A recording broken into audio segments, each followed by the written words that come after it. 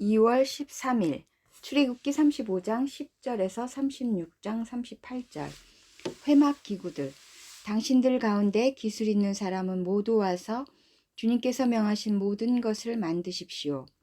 만들 것은 성막과 그 덮개와 그 윗덮개와 갈고리와 널빤지와 가로다지와 기둥과 밑받침과 증거계와 그것에 딸린 채와 속죄판과 그것을 가릴 휘장과 상과 상을 옮기는 데 쓸 채와 그 밖의 모든 기구와 상에 차려놓을 빵과 불을 켤 등잔대와 그 기구와 등잔과 등잔용 기름과 분향단과 단을 옮기는 데 쓸 채와 예식용 기름과 분향할 향과 성막 어기의 휘장과 번제단과 거기에 딸린 놋구물과 번제단을 옮기는 데 쓸 채와 모든 기구와 물두멍과 그 받침과 뜰의 휘장과 그 기둥과 밑받침과 뜰의 정문 휘장과 성막의 말뚝과 줄과 울타리의 말뚝과 줄과 성소에서 예식을 올릴 때 입는 잘 짠 옷과 곧 제사장 아론의 거룩한 옷과 그 아들들이 제사장 일을 할 때 입는 옷입니다. 기쁜 마음으로 예물을 바치다.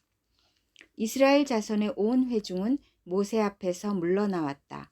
마음이 감동되어 스스로 그렇게 하기를 원하는 사람은 모두 나서서 회막과 그곳에 제사에 필요한 모든 것과 거룩한 옷을 만들 수 있도록 갖가지 예물을 주님께 가져왔다.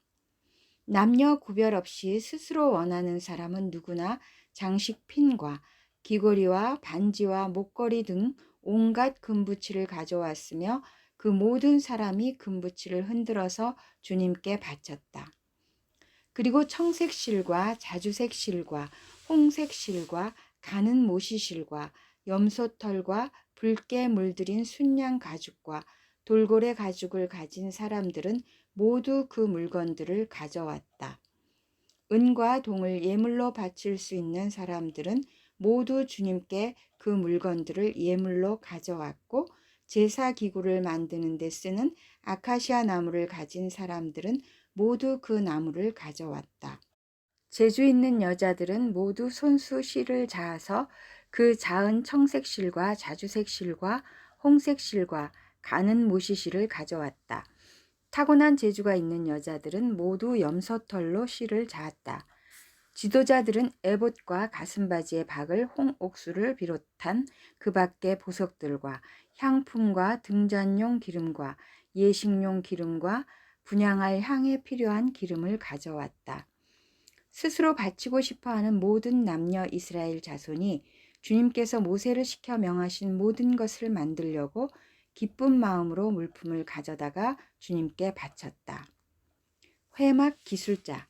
모세가 이스라엘 자손에게 말하였다.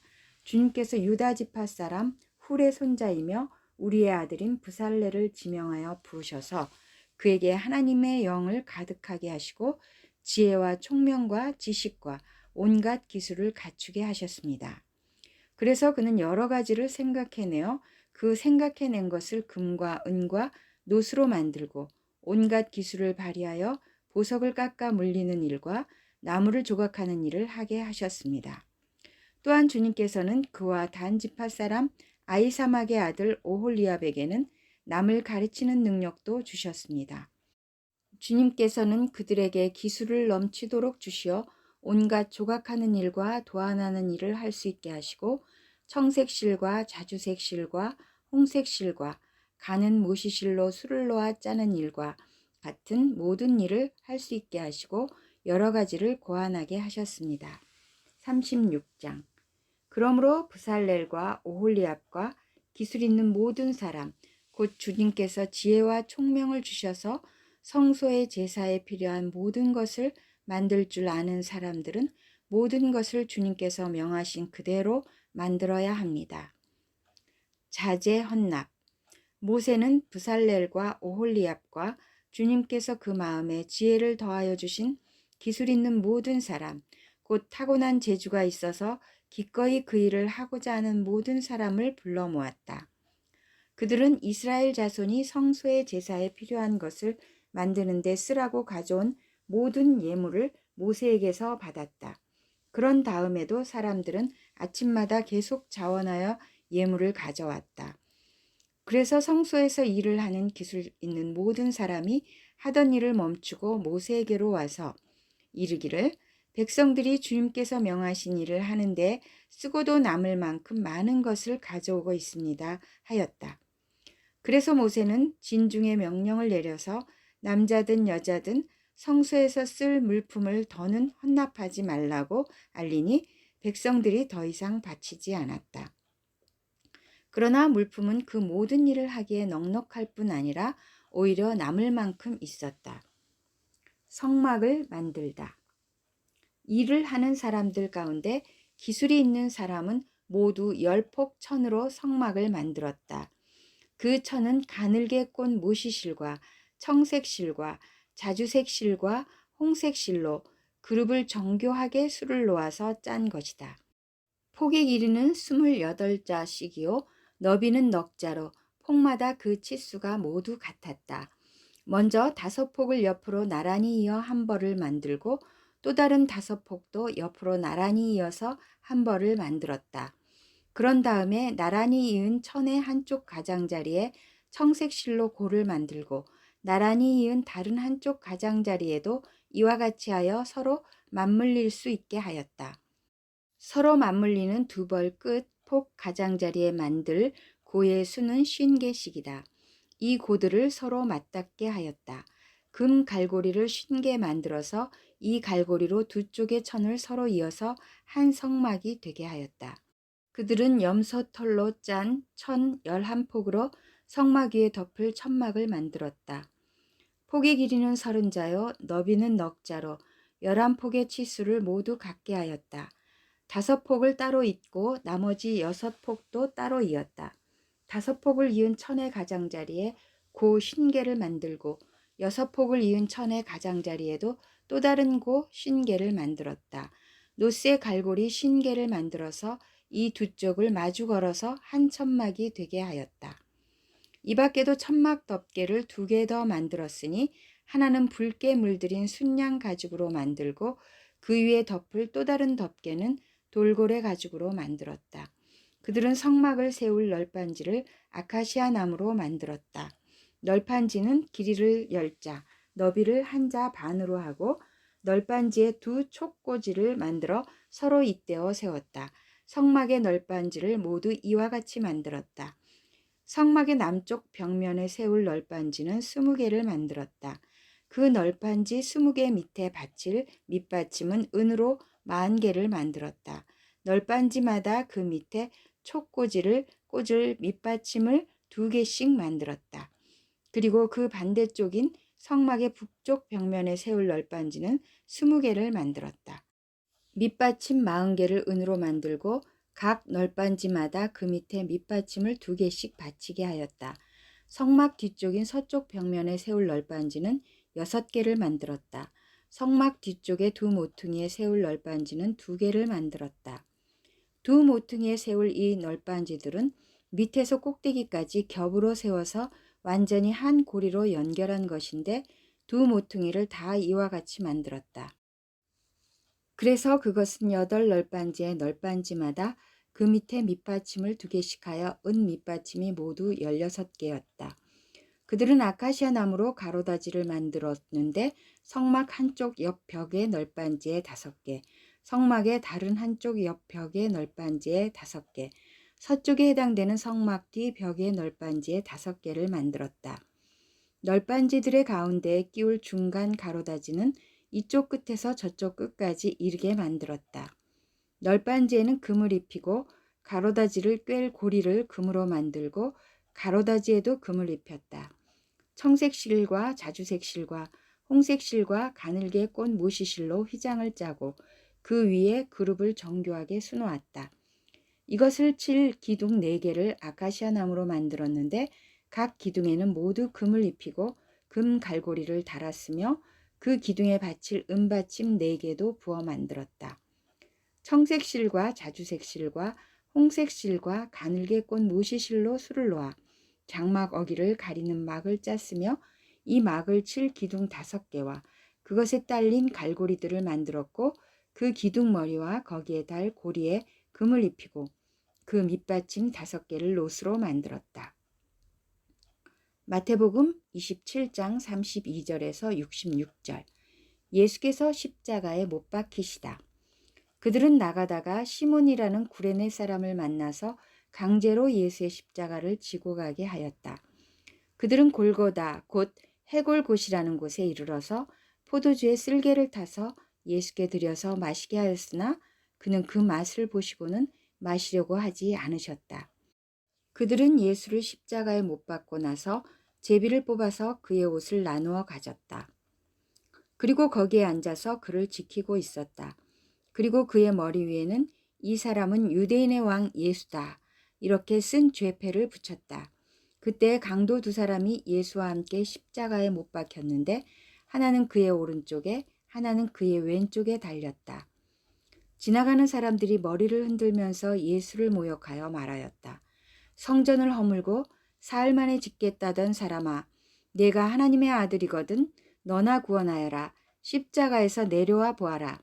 그와 같이 대제사장들도 율법학자들과 장로들과 함께 조롱하면서 말하였다.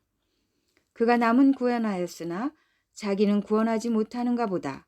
그가 이스라엘 왕이시니 지금 십자가에서 내려오시라지. 그러면 우리가 그를 믿을 터인데.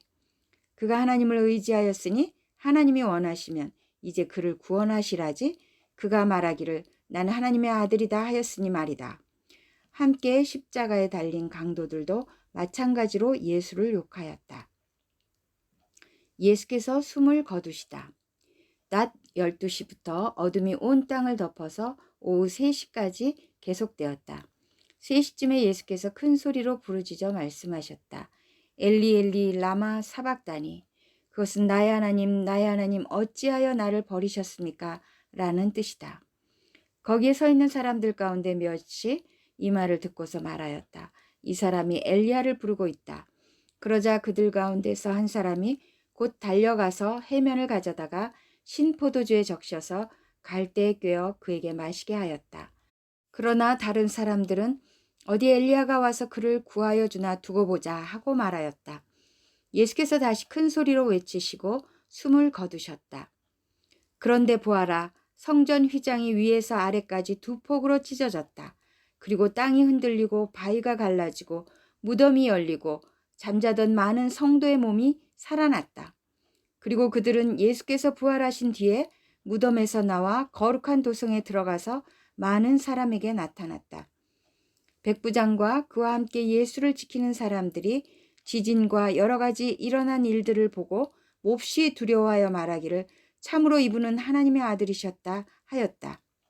거기에는 많은 여자들이 멀찍이 지켜보고 있었는데 그들은 예수께 시중을 들면서 갈릴리에서 따라온 사람이었다.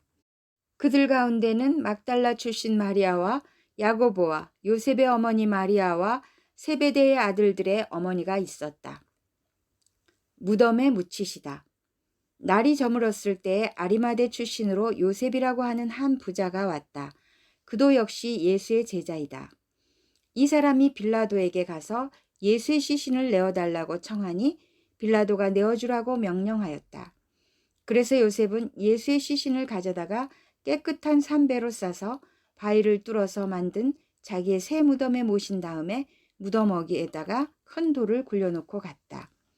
거기 무덤 맞은편에는 막달라 마리아와 다른 마리아가 앉아 있었다. 경비병이 무덤을 지키다. 이튿날 곧 예비일 다음 날에 대제사장들과 바리새파 사람들이 빌라도에게 몰려가서 말하였다. 각하, 세상을 미혹하던 그 사람이 살아있을 때 사흘 뒤에 자기가 살아날 것이라고 말한 것을 우리가 기억하고 있습니다. 그러니 사흘째 되는 날까지는 무덤을 단단히 지키라고 명령해 주십시오. 혹시 그의 제자들이 와서 시체를 훔쳐가고서는 백성에게는 그가 죽은 사람들 가운데서 살아났다 하고 말할지도 모릅니다. 그렇게 되면 이번 속임수는 처음 것보다 더 나쁜 영향을 미칠 것입니다. 빌라도가 그들에게 말하였다. 경비병을 내줄 터이니 물러가서 제주껏 지키시오. 그들은 물러가서 그 돌을 봉인하고 경비병을 두어서 무덤을 단단히 지켰다. 시편 22편 10절에서 18절. 나는 태어날 때부터 주님께 맡긴 몸, 모태로부터 주님만이 나의 하나님이었습니다. 나를 멀리하지 말아 주십시오. 재난이 가까이 닥쳐왔으나 나를 도와줄 사람이 없습니다. 황소떼가 나를 둘러쌌습니다. 바산의 힘센 소들이 이 몸을 에워쌌습니다. 으르렁대며 찢어 발기는 사자처럼 입을 벌리고 나에게 달려듭니다. 나는 쏟아진 물처럼 기운이 빠져버렸고 뼈마디가 모두 어그러졌습니다. 나의 마음이 촛물처럼 녹아내려 절망에 빠졌습니다.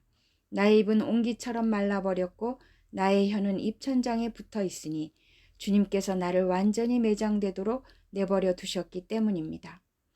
개들이 나를 둘러싸고 악한 일을 저지르는 무리가 나를 에워싸고 내 손과 발을 묶었습니다. 뼈마디 하나하나가 다 셀 수 있을 만큼 앙상하게 드러났으며 원수들도 나를 보고 즐거워합니다. 나의 겉옷을 원수들이 나누어 가지고 나의 속옷도 제비를 뽑아서 나누어 가집니다. 잠언 9장 7절 8절. 참 지혜. 거만한 사람을 훈계하면 수치를 당할 수 있고 사악한 사람을 책망하면 비난을 받을 수 있다. 거만한 사람을 책망하지 말아라. 그가 너를 미워할까 두렵다. 지혜로운 사람은 꾸짖어라. 그가 너를 사랑할 것이다.